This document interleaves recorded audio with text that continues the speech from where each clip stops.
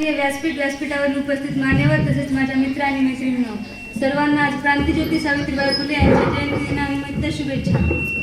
शिक्षण म्हणजे वाघिणीचं दूध आहे असं सांगणारे डॉक्टर बाबासाहेब आंबेडकर. पृथ्वी शेषाच्या मस्तकावर तरलेली नसून ती इथली गोरगरीब दिलदलित शेतकऱ्यांच्या हातावर तरलेली आहे असा विज्ञानवादी विचार सांगणारे लोकशाहीर अण्णाभाऊ साठे. जिंकून देखील दुनिया सारी सिकंदरीतच लढला होता. जिंकून देखील दुनिया सारी सिकंदरीतच लढला होता. लाख मोलाचा राजा माझा 5 सुलतानी 87 याच महाराष्ट्राच्या मातीत लढला होता. लाख मोलाचा राजा माझा 5 सुलतानी 87 याच महाराष्ट्राच्या मातीत लढला होता. असे छत्रपती शिवाजी महाराज.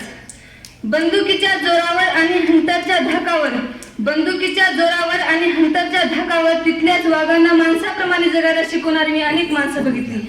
पण बंदुकीच्या जोराशिवाय आणि हंटरच्या धाकाशिवाय तिथल्याच माणसांना शिक्षणाच्या माध्यमातून माणसाप्रमाणे जगायला शिकवणारा मी एकच वाघ बघितला आणि ते म्हणजे आदरणीय महात्मा ज्योतिराव फुले. सर्वच लढाया तलवारीच्या जोरावर जिंकता येत नाहीत. काही लढाया बुद्धीच्या जोरावर सुद्धा जिंकाव्या लागतात. म्हणून वयाच्या 14व्या वर्षी 4 ग्रंथ आणि 32 उपग्रंथांचं लेखन करणारे शास्त्रवीर धर्मवीर संभाजी महाराज. आपण ज्या महाराष्ट्राच्या मातीत बसलो आहोत याच महाराष्ट्राच्या मातीत 350 वर्षापूर्वी ज्या मावळ्यांनी स्वतःचं रक्त सांडलं, छत्रपती शिवाजी महाराज व छत्रपती संभाजी महाराजांच्या विनंतीस मान दिलं, अशा 18 पगड जातीच्या मर्द मावळ्यांना मी प्रथमतः अभिवादन करतो आणि माझ्या भाषणास सुरुवात करते. स्त्रियांच्या सामाजिक शैक्षणिक विकासासाठी एका भारत मातेच्या तेजस्वी इतिहासातील एका तेजस्वींचा उदय झाला आणि ती नारीरत्नी ते रत्न म्हणजे सावित्रीबाई फुले.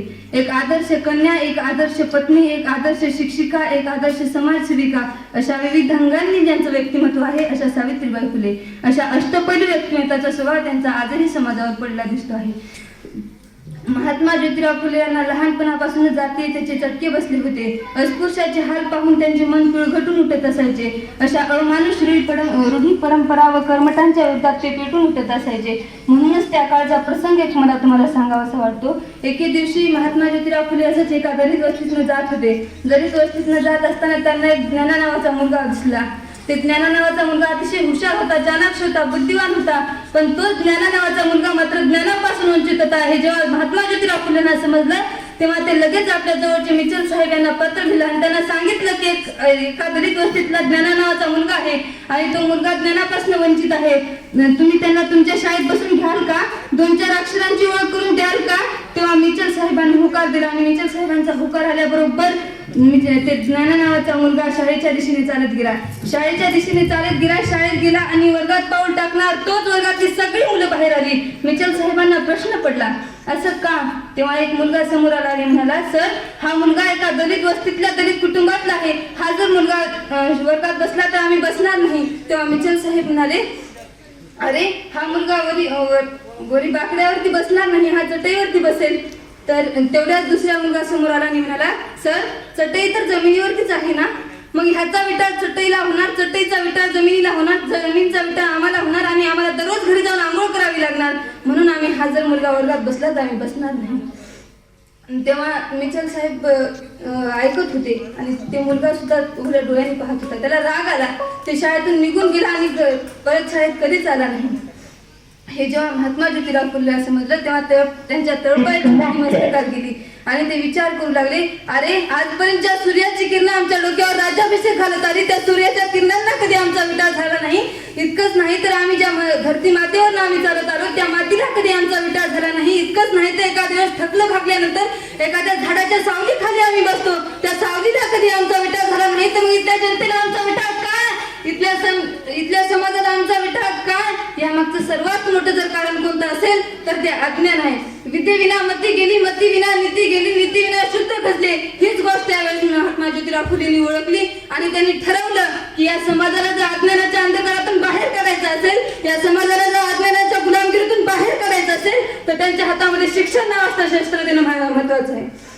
सावित्रीबाई फुलेंना एके दिवशी म्हणाले, या समाजाला जर अज्ञानाच्या अंधकारातून बाहेर काढायचं असेल तर त्यांच्या हातामध्ये शिक्षण नावाचं शस्त्र देणं फार महत्वाचं आहे. सावित्रीबाई म्हणाले, हो खरं आहे तुमचं, पण ते करणार कोण? त्यांना शिकवणार कोण? तेव्हा महात्मा ज्योतिराव फुले हसले आणि म्हणाले, तुम्ही शिकवणार आहात इथल्या मुलींना, तुम्ही ज्ञान देणार आहात इथल्या मुलींना. सावित्रीबाई म्हणाल्या, हो खरं आहे तुमचं, पण मला मात्र शिकवता येत नाही. मग मला कोण शिकवणार? तेव्हा ज्योतिराव फुले म्हणाले, मी शिकवणार तुम्हाला आणि तुम्ही इथल्या समाजात असणाऱ्या मुलींना शिकवणार.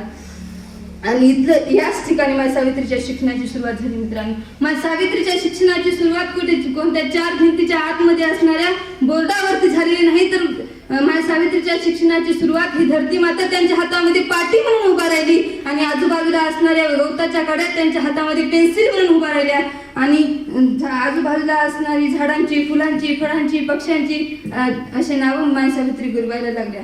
आजूबाजूचे दगड धोंडे एका जागी करून बेरीज वजाबाकी गुणाकार भागाकार असं जीवन उपयोगी ज्ञान माय सावित्री घेऊ लागल्या.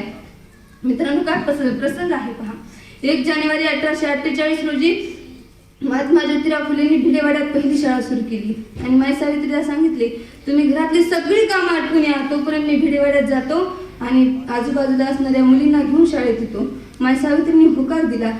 ज्योतिराव फुले समोर गेले, भिडेवाड्यातल्या मुलींना घेऊन शाळेच्या जवळ आले. माय सावित्री घरातली कामं आटपून घराचा उंबरठा ओलांडून रस्त्याने चालणार तोच काही टवाळकी पोरं उभा होती. माय सावित्रीकडे पाहिले, हसले आणि म्हणू लागले, शिव्या श्राप देत देत म्हणू लागले, सटवी कुठली, धर्म बुडवायला लागली, ही शिकवणार आहे म्हणून मुलांना, हिला काय जमते. तेव्हा माय सावित्री काहीच म्हणजे नाही, तसंच समोर गेल्या. तितक्यात कोणतरी भिरकन माय सावित्रीच्या अंगावर शेणाचा गोळा फेकून मारला, तरीही त्यांनी काहीच म्हणजे नाही, तसंच समोर गेल्या. समोर जात असताना कोणीतरी एक दगड फेकून मारला आणि तसाच तो दगड माय सावित्रीच्या कानावरती लागला. कानातून फळफळ रक्त यायला लागलं, तरी सुद्धा माय सावित्री काहीच समजल्या नाही. तसाच डोक्यावरचा पदर समोर ओढला आणि एक एक एक एक पाऊल भिडेवाड्याच्या दिशेने चालू लागल्या. भिडेवाड्याच्या दिशेने चालत होत्या. भिडेवाडा जवळ आला. समोर महात्मा ज्योतिराव फुले आणि आजूबाजूला मुली दिसल्या. तेव्हा माय सावित्रीने झाला सगळा प्रसंग विसरल्या आणि त्या मुलींना घेऊन शाळेत गेल्या. शाळेत गेल्यानंतर ती एक एक मुलगी तिथली एक एक अक्षर गिरवायला लागली. तेव्हा मात्र माय सावित्रीच्या डोळ्यातनं पाणी यायला लागलं. तेव्हा तिथली एक मुलगी सहज माय सावित्रीकडे पाहिली आणि म्हणाली, माई, तुमच्या डोळ्यातनं रक्त येतंय, माई तुम्ही रडत आहात का. तेव्हा माय सावित्री म्हणाल्या, नाही का, असंच. तेव्हा लगेच दुसऱ्या मुलीचं लक्ष